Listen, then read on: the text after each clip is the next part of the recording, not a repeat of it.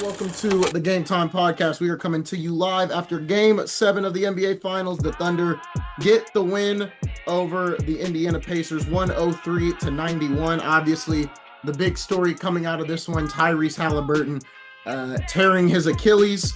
I'm not going to say it sealed the game because the Pacers were up one at half, and then the third quarter, Thunder pulled away, and then they got the win. They were able to put it to an end there, and they get their first NBA title as the Oklahoma City Thunder. Props to the Thunder.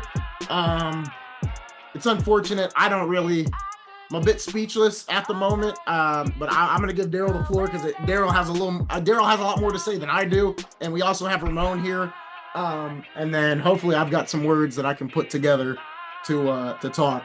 But I'll let y'all go first. Here's what I say, right? So you have your player tears his Achilles in the first half. Team galvanize themselves, to a point where they get a 1 point lead going into the second half, But being able to continue with that and to control that is a big difference, and kind of like that moment where you have a guy that's hurt. Y'all come back and say, okay, let's go, right? They did their best, but like we talked about earlier on the pod earlier today, the NBA has to do something about guys falling on the floor, acting like someone shot him with a shotgun. Lou Dort fell probably 4 times and got touched twice. I don't, it's not just Lou Dort in this game in Oklahoma City. It's the whole league as a whole. You cannot continue to have guys that are 6'6", 230 pounds. When someone touches them with a finger, they fall down and they can't get up. And they're coached to stay on the floor, right? Something's got to be done about that because people don't respect that as basketball and as the game is going.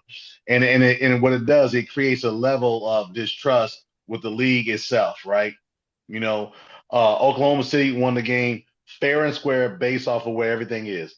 Give them credit. They won the game. They won the 7-game series. It was a hell of a lot tougher than they probably anticipated.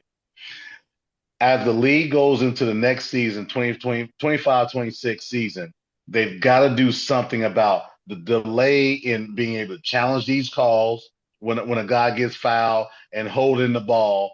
It happened twice with the Pacers tonight when they wanted to challenge the call and they couldn't because they inbounded it and didn't look at the coach, right? The flip side of that is, you've got to say, okay, you're going to get 8 seconds. You're going to get 5 seconds. You're going to get 10 seconds and call it what it is because these guys grab the ball, give it to the referee really quickly and get the ball in. That's all teams this year. That's not just this game. So something's got to be done about those things and balancing out the play because there's a level of distrust that's going on in fans. And I don't like it right now. I talked about it earlier today and also earlier in our other podcast as well.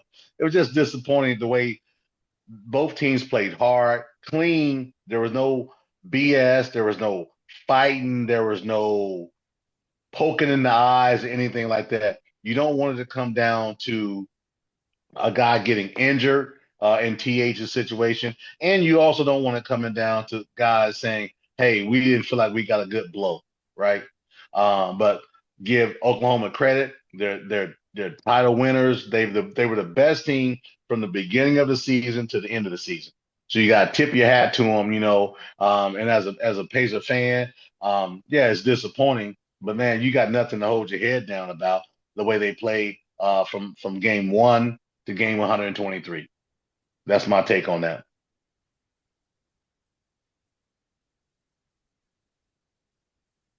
No, Ramon, you go. You got it. You go next.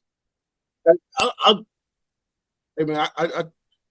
tip my hat to both teams. They both really well coached, fundamentally sound, good organizations, great ball clubs.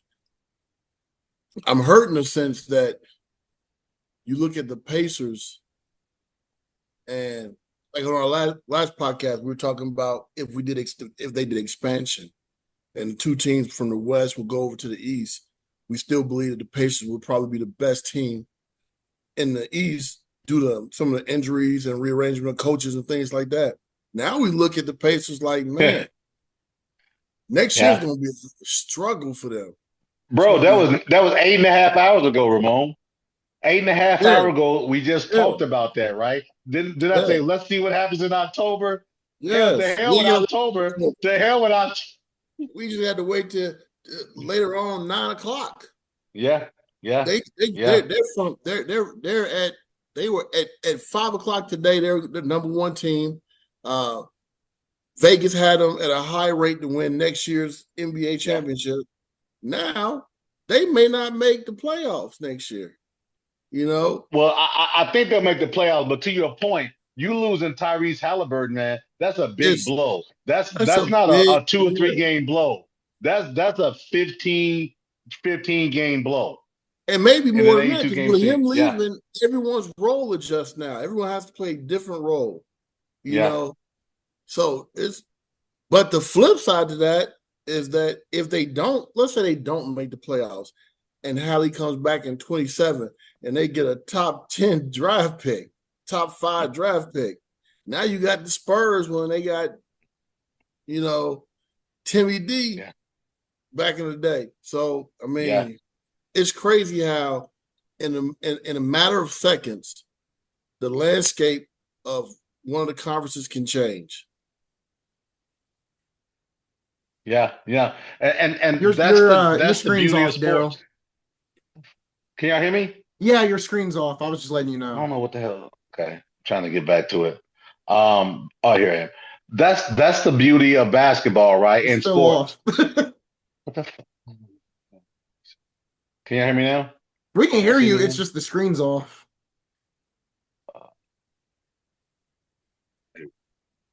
There you go. So the tough part about it is sports, right? And it happens to everyone, right? The thing about it is, man, we went from, hey, this team is almost a lock to be a 1 or 2 seed next season to now 4 through 7. Now who comes up? So you say, okay, well, maybe the Pacers make a move, because you got to realize, Miles Turner is still a guy who they're going to probably prioritize in the offseason. But now, the way he's played in the last few games, does that change the front office? From a COT perspective, I say it doesn't. The way he played in the last 4 games doesn't change the fact that they're going to go after him and try to prioritize him as a Pacer for the next 4 or 5 years. I just want to see what happens, man. It's going to be crazy. Yeah, it's crazy. We were just talking. It feels like we were just on a call, and we talked about how this could happen, how this could happen, how this could happen, and then all of a sudden, bang, bang, pow, the East just went upside down.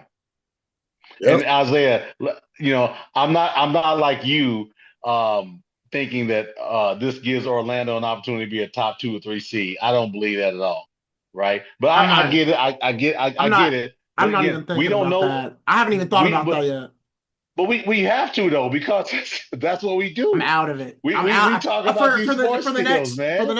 For the next 24 hours, I'm a bit out of it. Because and look, like I said before we came on here, I've never been too emotional about sports. There's probably only been a handful of moments when Kobe passed, when Dez didn't catch it, when Jimmy Johnson retired. That was racing. And then when Did you say Dez didn't catch it? Because he definitely didn't catch it. When Dez didn't catch it. Okay. When Dez didn't catch it, and then when Kobe passed, and then when Kobe tore his Achilles, because I knew at that point he was never come back the same. I was little, and I even knew it then. So this is up here, though. Yeah. It's up there for me. And that's why when people are like, "Oh, you're a Laker fan and a Pacer fan," that don't matter. I'm like, no, it counts for me. I've always watched both, and I've always rooted for both. And this would have mean the world not only to me, but my family, everything else. It would have meant the world, especially for me, and how they were playing, the attention they were getting, everything else. It just felt like a perfect storm to see them cap this off. I think the other thing, and I alluded to it on Twitter. I said right now, when you look at the East, It's the Knicks, it's the Magic, it's the Pistons, it's the Cavs. I don't know who else you can throw in this argument now. This has happened to the Eastern Conference in every single decade. You think they've got their team set for the next 10 years, and they get completely blown up before they even have the chance. Before anyone talks, the 2000s, Malice at the Palace, it washed the Pacers away. Every single time the East gets a handful of teams to carry them into the next decade, it gets dismantled every single time. McGrady and the Magic, Grant Hill. You go to the 2010s, Derrick Rose. It's Every the single tough time the East gets dismantled. the tough part with that is, right, you start talking about these teams, or the Orlando thing when they got McGrady and Grant Hill. Grant Hill was a battered player before he got to Orlando. He made the mistake of playing on that bad left foot in Detroit in that playoff series, right? He was never going to be the same. He was never going to be the same after that, he right? left Vince And Carter. McGrady left Vince Carter high and dry. They could have ran the East for a couple. My point but is, it was Vince's team. It was Vince's team, right? My point is, the East keeps getting dismantled every time they build something up. And now, just like in the 2010s, you're relying on the backups to go try to win in the East, which they're not. New York's not going to win. Detroit's not going to win. None of these teams are beating. Well, somebody's got to come out. Don't say that, because we said that when Boston won, and then all of a sudden, things flip. All I'm saying is, you don't know. We talked about it earlier today. We don't know what October's going to look like. We just talked 8 hours ago, and we chronicled 1 through 5. That's upside down, man. I can kind of tell you what October going to look like for the Pacers right now.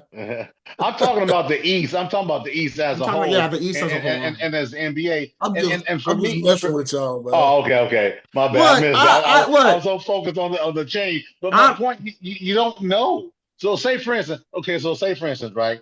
So you don't sign, as you just mentioned, Pacers. You don't sign Turner, right? Well, there's money there to sign somebody. So now what do you do? Do you do a blockbuster trade? Do you try to do something and shake up and bring a veteran to Indiana, right? There's an opportunity there. So the point being is, man, how this thing looks today, as I said on our podcast, it won't look anything like it looks in October, right? As a Pacer fan, I want to look great for the Pacers, but you got to be realistic too, man. You got to be realistic, and unless there's something crazy blockbuster going, and I don't think that the management for the Pacers is looking to do something like that. I think they're willing to say, let's stand pat, let's get Tyrese healthy, and let's come back for the 26-27 season, because he'll still be under contract for 2 more years after that. So he'll have 3 years. He'll have 3 years in that deal. So he's a young dude. I know, Isaiah, you mentioned earlier. Does he come back? Does he come back better, or will he come back? Well, he's not Kobe at 37 years old, man. No, I know. He's 25 years old, 6'5", 195 pounds. With not a lot of miles logged on his body. So we gotta be careful being premature on guys not being able to come back. This, modern medical marvels right now, right? Especially in the pro world, right? So let's see what happens. You don't want to count that guy out, right? But and again, in the same sense, though, you don't know. He's not Dame, who's 36 when it happened. Different dynamic. Let's see what happens and go from there. What you drinking, man? Orange juice, man. Oh, okay. All right, I'll take you for your word. Yeah. So, Daryl, I'm curious, what were your thoughts, though, when he went down? It's not going to sound believable. Oh, he's down. Who's next? Because that's how you got to look at it as a coach, man. And you can't sit there and bleed dry because a guy goes down. They didn't stop playing. You had some things happen that didn't go your way, but you got to keep on balling, man. Tyrese being down, okay, well, that's unfortunate. We could go in the locker room and just fold up the tent, or we could come out and say, let's ball out. So what they did, they came out, balled out, and had a 1-point lead going into the second half. It just the wave wore them down. And then they got 9 points down to 5, 11 points down to 7, and before you knew it, it's 14 and 16, and you can't come back with that. And listen, everybody on the Pacers team is an absolute keeper, right? That played tonight, but we had a lot of T.J. McConnell MVP talk. He's the best player on the team. Man, he had 7 turnovers tonight. He had 7 turnovers in a time frame in which he didn't need to have those turnovers. Okay. So as I said to you all, you both, it's different when you're the lead guy and when you're the guy coming in playing 18 to 20 minutes a game. Right. So we can sit there. And again, this is no dig on TJ. It's just a fact. He's not a lead guy. He's an 18 to 20 minute a game player, and it didn't happen. Those turnovers were timely. Were in a bad timing. He had some big shots in the first half, early in the third quarter, but over time, when they're not backing off of you and giving you all that leeway, things look a little different. He's a keeper. I hope he's back next year, and he will be. Let's see what happens. But he's an 18 to 20 minute a game player. He's not a 30, 35 minute a game player. And again, I just wish people would understand that. I get the hype. He Mick Tryhard. He deflects balls and all those wonderful things. But he's not a 30 minute a game guy. Love him to death. He's an absolute keeper. But you just have to be realistic about it. You can't. Do you bring Turner back? I've said from day 1 to day 2 to day 12 and 30. Absolutely yes. Ramon, what do you think? This playoff for me did not say, okay, you say, okay, well, what if Turner would have had 20 and 10? Oh, he definitely has to come back. Man, he's already done his work. The regular season and the first 3 rounds of the playoffs. He was a big difference in what got them there to Oklahoma. So yeah, I absolutely, without a doubt, I'm not going to change. He's an absolute keeper, and you sign I'm gonna go back for a second. I'm gonna make this easy about JT, right? I always mix them up. JT, TJ, JT, right? I'll make it easy for people to understand. He is an incredible side chick. You're talking about McConnell? Yes. It's TJ. It's TJ. TJ, JT. I knew who he meant. TJ. My bad. I didn't. I thought he was talking about Jason Tatum for a second because he said JT, so that's my bad. I'm sorry. Nah. After 11, I'm kind of dyslexic, so and after a couple drinks. But TJ is orange juice. Yes, orange juice, freshly squeezed. Is an incredible side chick. You just can't marry him. He does what he does well, and then you put him back on the bench and you go home. All right. Today you had to marry him, and you found out how that looks when you marry him. All right. So he's got to be that side piece all the time. Now, that Turner guy, right? Miles, do you keep him? I'm not mad if you do or you don't. Right? Because you got to know what he is. He's going to get you so many points, so many rebounds. He's going to block so many shots. He's never going to be dominant. He's never going to be your second option. Never going to be 1 or 2. He's just going to be a nice piece. And that he is. When he plays within himself, within your system, within your scheme, he's a great piece. All right? But if you lose him for whatever reason, I don't think it hurts you a lot. But I would keep him. Here's what I say to that, right? And a lot of people said that, well, if you lose him, it's not that much. Well, donuts don't play in the NBA. So who's going to be his replacement? You lost your backup center and your third center in the first week of the season to torn Achilles. You just played with a G League center and a backup center that Miami or no one else wanted in the league in Thomas Bryant. What do you do in the middle? And if you don't have an answer to what you do in the middle, you bring Turner back. But if you Yeah, say I don't I've have. got an answer, if you got an answer, okay, then that's worth having a conversation. Yeah, I don't have an answer right now because it's 11:18 after the Well, finals. I'm talking about the team. I'm not talking about you because But we ain't gonna have the answer anyway, right? but I'm sure you can find the answer. I mean, for him, you can find the answer. You can find a replacement, I think. But you do benefit by keeping them. Right. Well, continuity, right? Because being a coach, you know that. Yeah, Continuity. I'm going down my You're basement, guys. Sorry about that. you you're familiar. You know exactly what you're gonna get. So it is something to that. Yeah, yeah.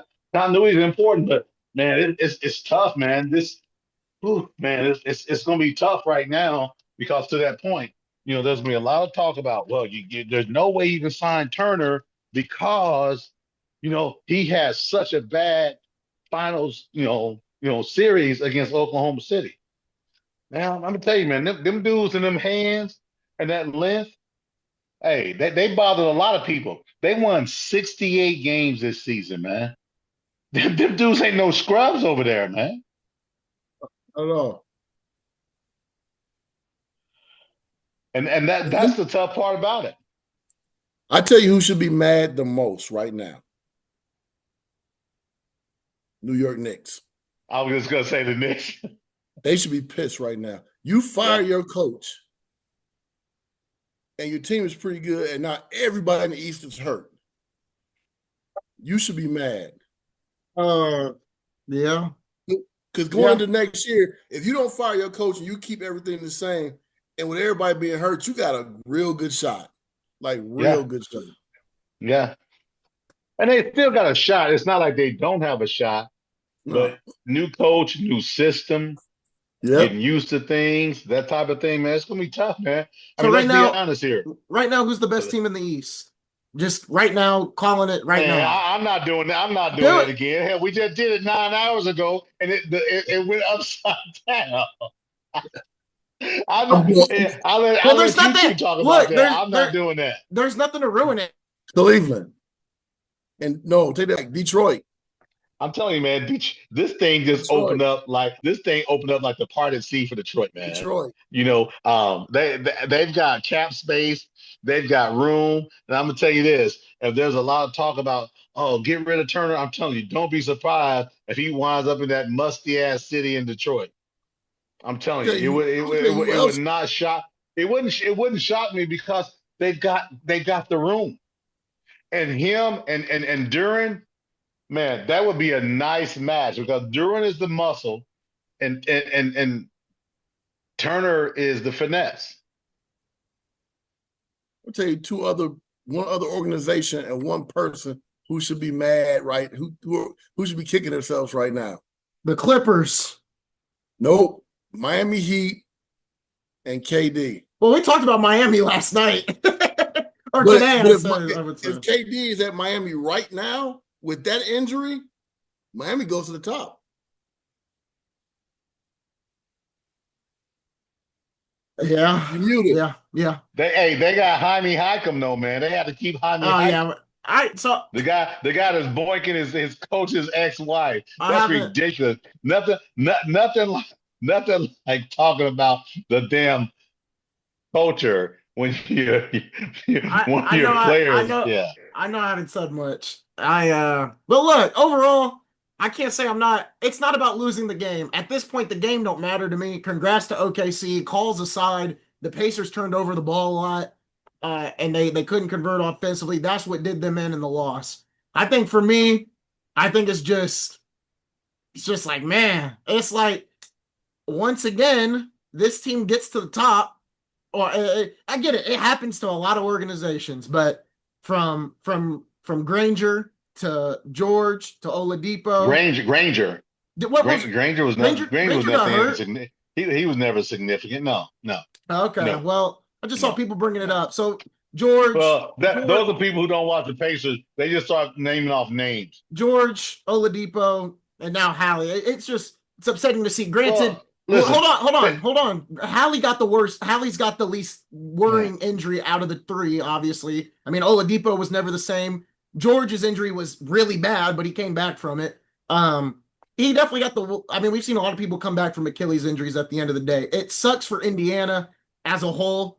I think this gives a really good shot to see Mathurin get a lot of development next year. Same thing with Nemhard. And like Ramon said, they could get a really good pick now. So we'll have to see what happens. I think them and Boston both are at play for the 4th and 5th seed, maybe even higher than that.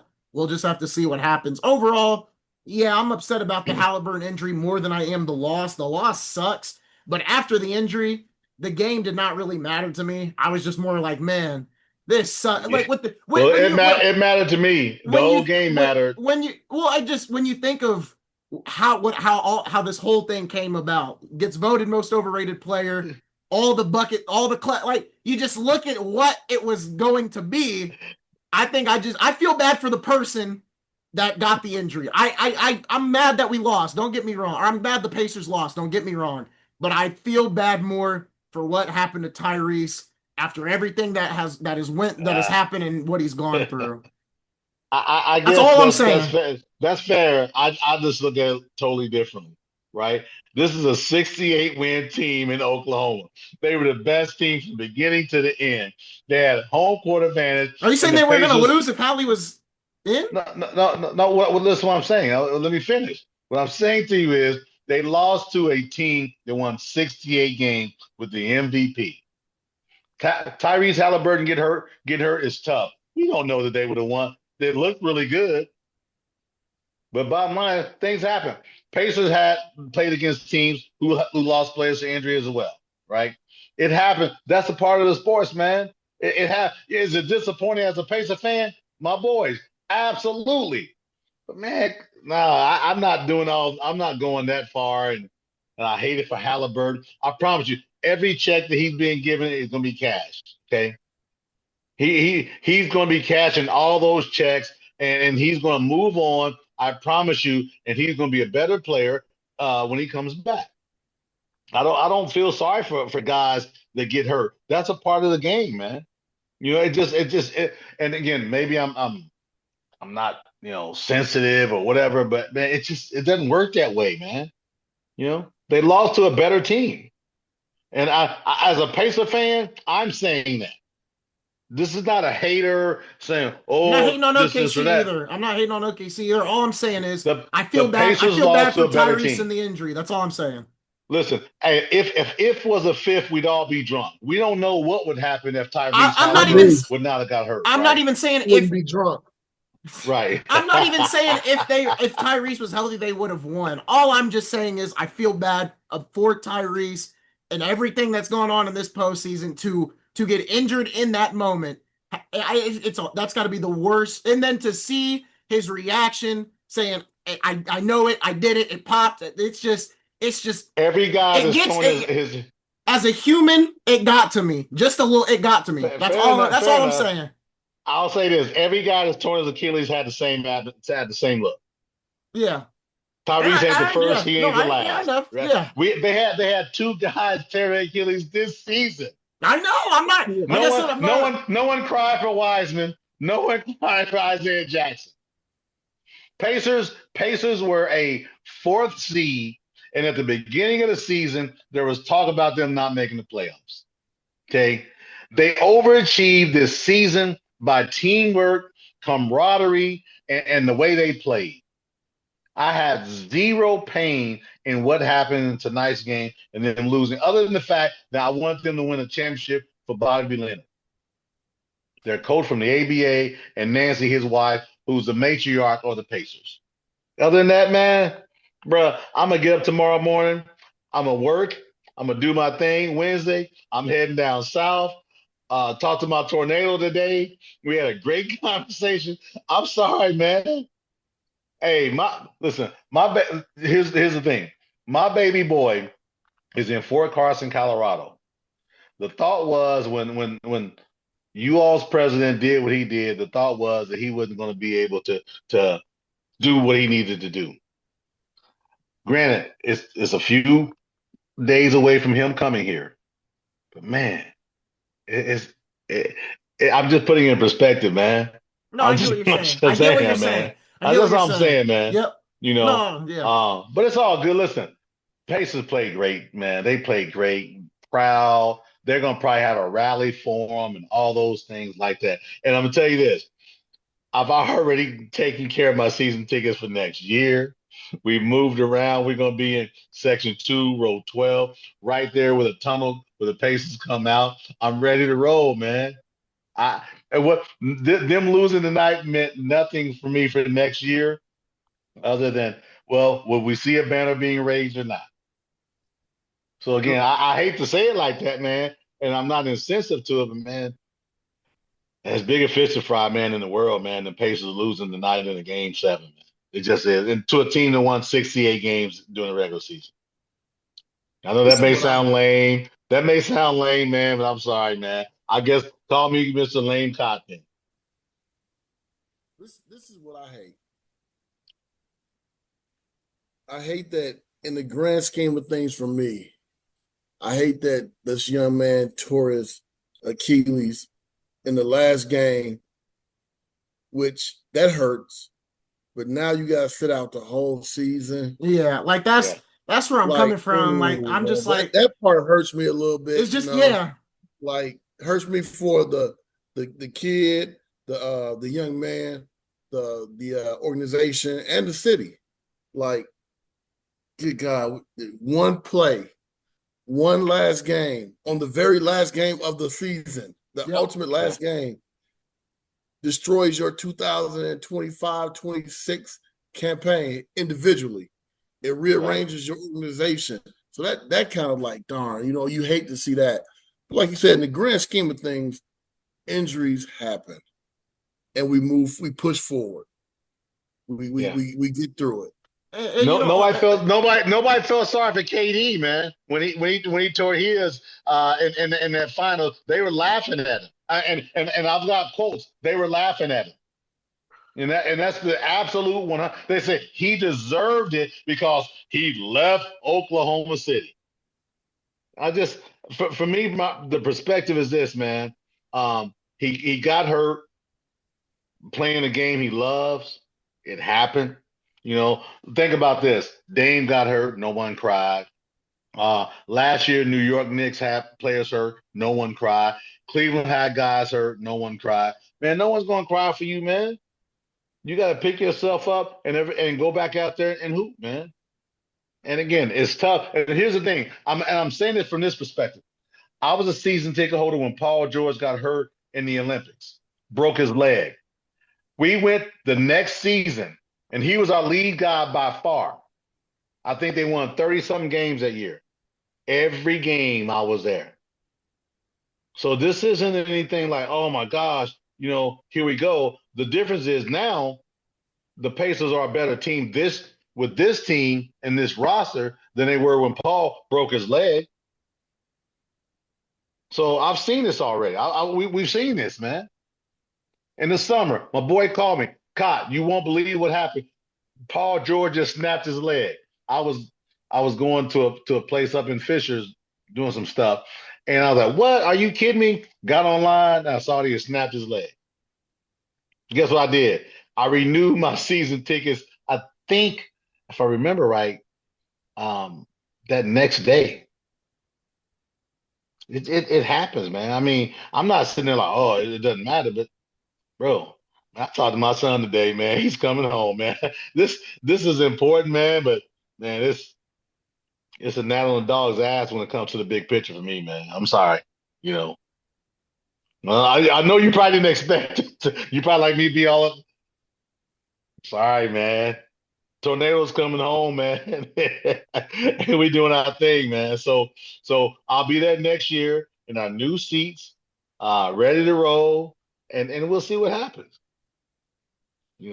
I'm sorry, man, to disappoint you thinking. I'm not disappointed. Like I Yeah, said, the game don't bother me. I don't care that we lost. That's not. Congrats to OKC. I'm not mad about that. All I'm better saying team. is, Say the all, better team too. Better team. They were the better team all over I'm a saying 7 game is, period. They all were I'm a saying, better team. all I'm saying is, I feel bad Not for too early. I feel bad for Halliburton in the injury, like Ramon just said. To see him tear his Achilles in that moment with a chance to win that championship, win or go home. He started off hot. It's just for the reaction when he popped it. It's just it's hard to watch. That's all I'm saying. That I'm not. I props to OKC. I'm not taking anything away from them. That's all I really have to say. Like I said, I'll get over it. Not the loss. The loss does not bother me. It's really just about, like Rero said, your whole next year is pretty much. It's tough, man. Yeah, that's all it is. That's really all it is. But we got I got an outro. It's about to shut off, folks. Thank you guys for watching. We will see you guys right here next time on the Game Time Podcast.